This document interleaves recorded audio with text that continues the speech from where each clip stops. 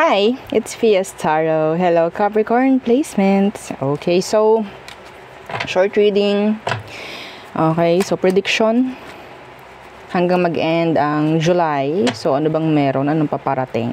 Okay, so again, before tayo mag-start, kung hindi ka pa nakakapag-subscribe, please do subscribe and hit the notification bell para lagi po tayo maging updated sa mga nangyayari pa lang. And yes, of course, kung meron pong tanong pagdating po sa private reading, just message me sa akin pong FB page for more info. And ganun rin po, pagdating po sa ating mga items. Okay, so yes, and items and charms. So ito sila. Para dyan sa mga bago. Okay. Meron tayong Evil Eye Protection. Okay, so we have ring. Yung ring natin is adjustable. So meron din tayong bracelet and necklace. So isa-isahin natin. You can skip the video po, no? Dun sa reading kung ayaw nyo na makinig nito. So meron tayong dalawang available na bracelet na Evil Eye Protection. Isang adjustable, isang garterized. Okay, so yan sila. And yung isa natin is yung necklace. This is unisex. Okay, so kung meron pa kayong ibang katanungan, pinapakita ko lang kasi kung anong meron. Okay, so meron tayong Evil Eye necklace protection. So ito siya. Okay, so there. And yung ating on fire, diba, na ating charm ngayon, yung ating 2-in-1 love and money bracelet. Okay, this is charm. Okay, a charm or sabihin nating money magnet. Okay, money magnet dahil meron po siyang citrine, ginagamit ng mga business owners. Okay, so yeah, like this. Okay, this is citrine, this is raw. Okay, anyway, so yes, ito yung mga citrine. Yan siya. Okay, yung mga yellowish, yan yung mga citrine natin. So money magnet, nag-a-act siya as money magnet, and tinatawag rin siyang merchant stone. Okay, so for sales, more money, more income, yan yon. Okay, so yan po, kasi ang dala nito is abundance, prosperity, yan po, success, wealth. Yan po ang dala ng ating citrine okay, dito sa ating bracelet, no? So money and love, hindi lang love kundi money rin. Minsan mas malakas nga yung money sabihin natin siguro kaya hindi pa masyado doon sa love, gusto nito mag-focus ka muna doon sa money para mawala if ever. Kung meron kang mga ginugusto pagdating sa love, kailangan mo munang mag-focus dito, ibabaling muna kita dito, bibigyan ka ng pera. Parang ganyan. Bibigyan ka ng bibigyan ng income, maraming income, para ma-focus doon. Okay? And then, tsaka ibibigay sa'yo yung para sa'yo, like, love. Ayan. Ganun po, I don't know, parang ganun yung technique niya. Ganun yung technique nitong ating charm na to. Mapapansin nyo yun, una muna pera. Okay? Madalas, mga pinapakita sa akin dito sa ating, yung mga feedback ng mga client is puro pera. Okay, so I don't know, pwede kasing dito ka muna mag-focus para hindi muna ikaw mag-focus dyan sa love or dyan sa person na ginugusto mo. Parang ganun, parang ina-uplift muna yung energy. Magaling din, magaling din to. May sarili siyang tactics. Anyway, yeah, so gamitan po ito kasama ng Evil Eye Protection.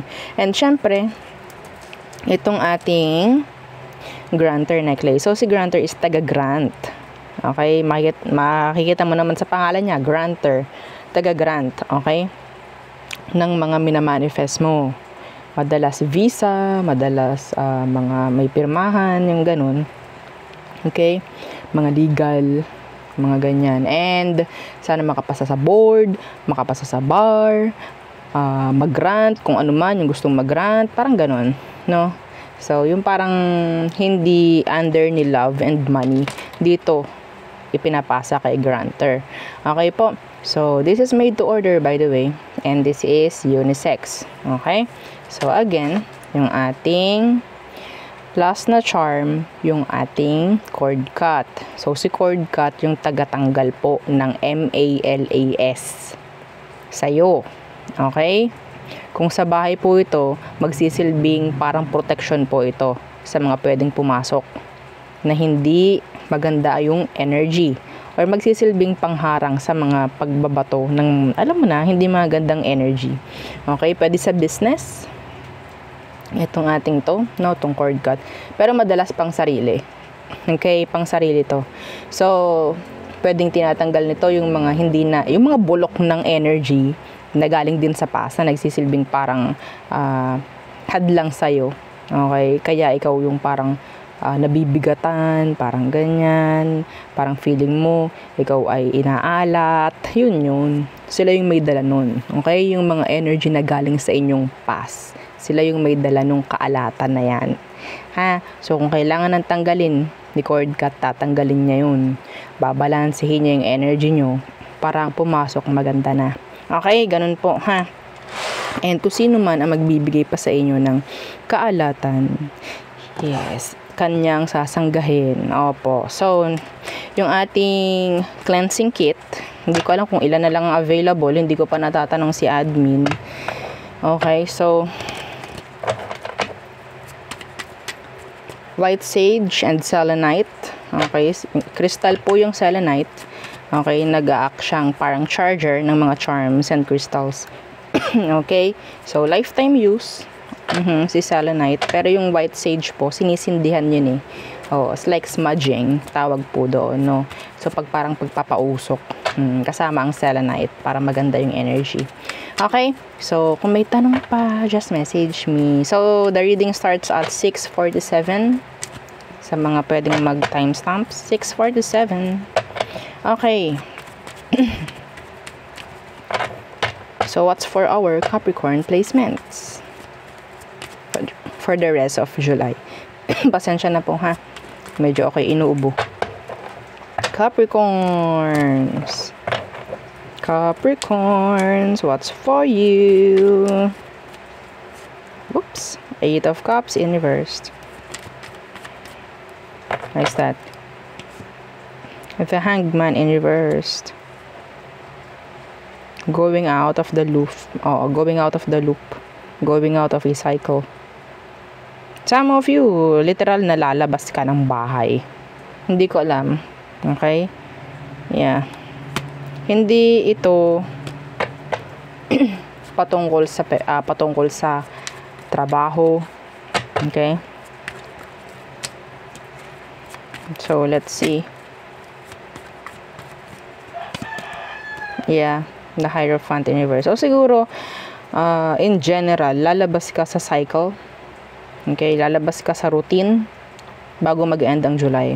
Kung ano man, yung parang nakasanayan mo na ginagawa everyday, may chance na parang babasagin mo yon or meron kang iibahin sa routine, Capricorn. Okay? So, what else? For Capricorn placements, the Queen of Swords. And some of you, this is legal matter. Yeah. Ongoing. Some of you may mag-grant. Okay? Hindi ka na maghihintay. Yung iba sa inyo, this is like a surprise. Okay? Pwedeng makukuha mo parang tawag dyan, through email or through message. Okay?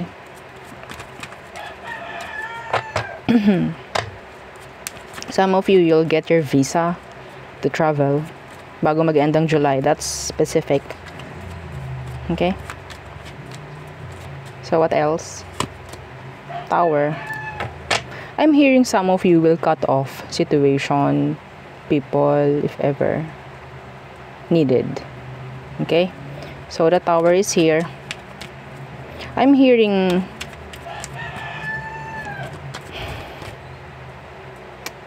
ang tawag dito, pag-uusap. Hindi ko alam kung anong meron, kung anong kailangan pag-usapan or anong mga pinag-uusapan. The Five of Swords in reverse. I'm hearing clearing the air. with somebody. Some of you, may mafi-fix or may magfi-fix ng sasakyan. Okay? Yeah, the Three of Swords and the Magician in reversed.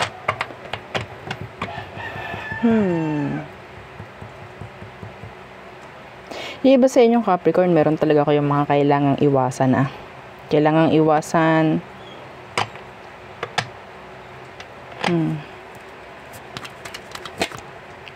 The Seven of Swords in reversed.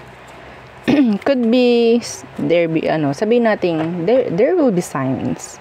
Okay? May mga ipapakita si universe sa'yo. Ipaparamdam. Na parang kailangan mo nang umalis sa isang sitwasyong hindi maganda.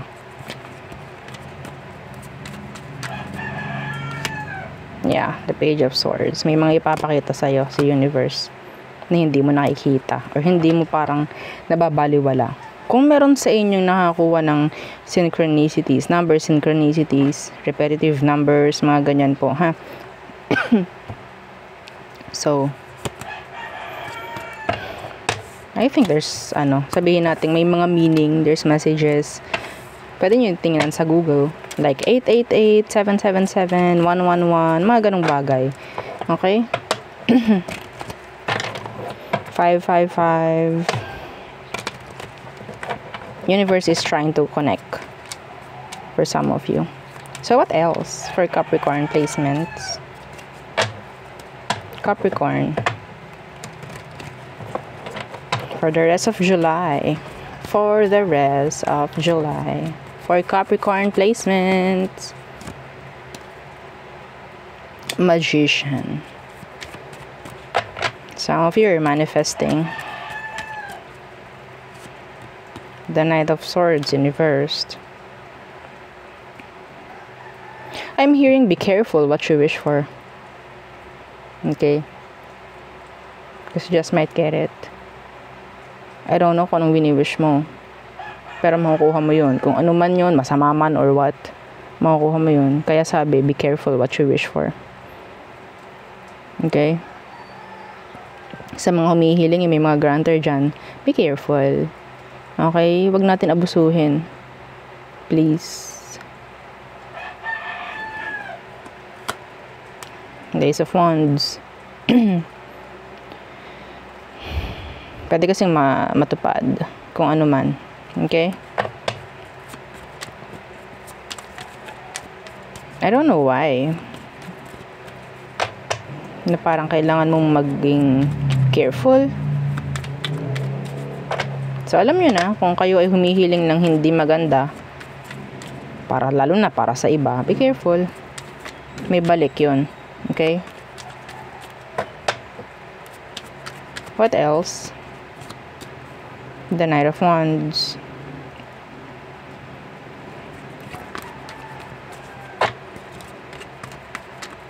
I'm hearing some of you, there could be delays. Pagdating sa travel, there could be delays. Knight of Wands. I'm getting this energy na pwedeng some of you papasok sa isang connection. Okay? Meron ditong somebody na pwedeng ipupursu ka or pwedeng ko-connect sa'yo. Okay? They're charming. They're attractive, actually. They are playful. Some of them, they're acting single. I don't know if they're truly single. Really single. Because, yeah, they're acting single. Okay? So, anong meron dito?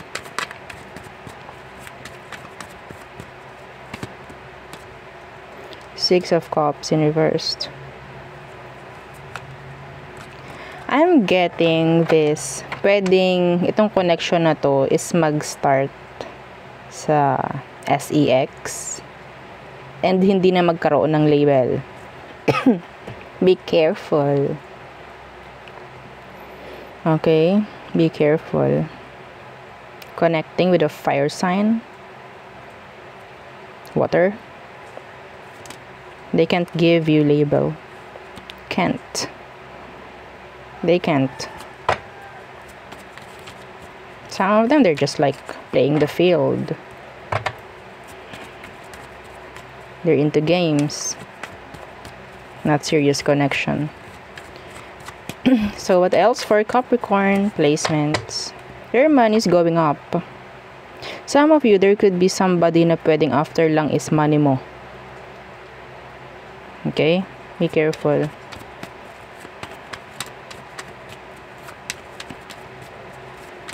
What about money for Capricorn? Kung meron, anong meron pagdating sa kaperahan ng mga Capricorn for the rest of July? Okay, okay. King of Swords.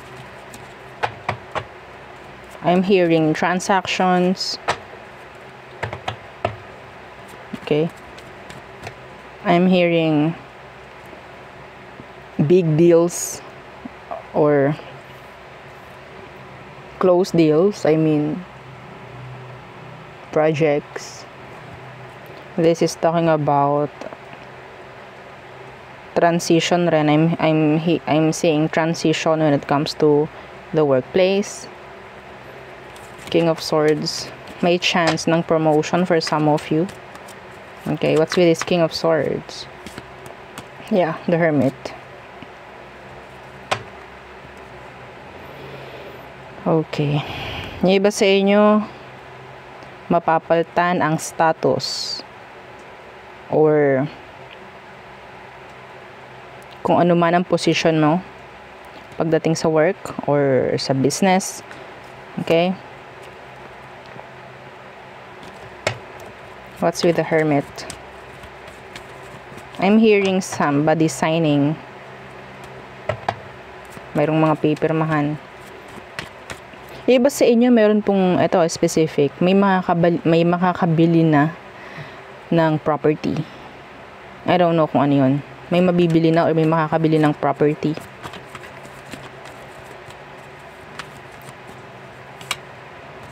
Four of Cups. The Three of Pentacles. Okay. Some of you, this could be, yeah, regarding workplace. In the workplace. Anyway, there's offer. Yeah, the Fool. Offers. Your money is going up. Okay. Pero, syempre, be careful kung paano mo gagamitin yung pera kasi nakikita ko dito masyadong maluwag. Okay, we have here the Nine of Pentacles. That's, yeah, prosperity, abundance. We have here the King of Pentacles Universe. So, meaning to say, pwedeng hindi mo mababalanse ng tama or mamamanage ng tama yung iyong kaperahan. Okay? Yes, may pumapasok. Pero, I don't know kung gaano kalaki ang magagastos. Parang ganon. So, there. So, tayo tumungo na sa all signs. Okay, again, don't forget to like, share, and subscribe. Okay, Capricorn. So, kamusta ba kayo? Kamusta ang mga Capricorns? Yeah. Saan kayo ngayon? Saan lupalop kayo ng mundo ngayon? Oo, comment down below. O, diba? Okay. So, Aries through Pisces. Aries can't move on from you. Taurus, they love you unconditionally. Gemini, they're bitter. Cancer, they want a repeat. Leo, they're hiding from you. They're sad. Virgo, they want you. They admire you. You're falling in love. Libra, you're saying no. You're saying no. Scorpio, they want your attention. They like you. Sagittarius, they felt a strong connection with you. Still, maybe. Okay. Capricorn, there's a new beginning. Wanting a new beginning. Some of you, your money could be parang getting better. Parang ganyan. Okay. The Ace of Pentacles. Aquarius, they're holding back. They're holding back. Siguro parang ano to, way nila parang magkaroon ng healthy boundaries. Or maybe ikaw, yung kailangan mo gumawa nun sa isang aqua. So, Pisces, they want another chance with you. Okay, so there, yun ang aking reading for you, Capricorn placements. Again, please don't forget to like, share, and subscribe, and follow our FB page, and yung ating second YouTube channel na nasa description box below. Again, thank you. Goodbye.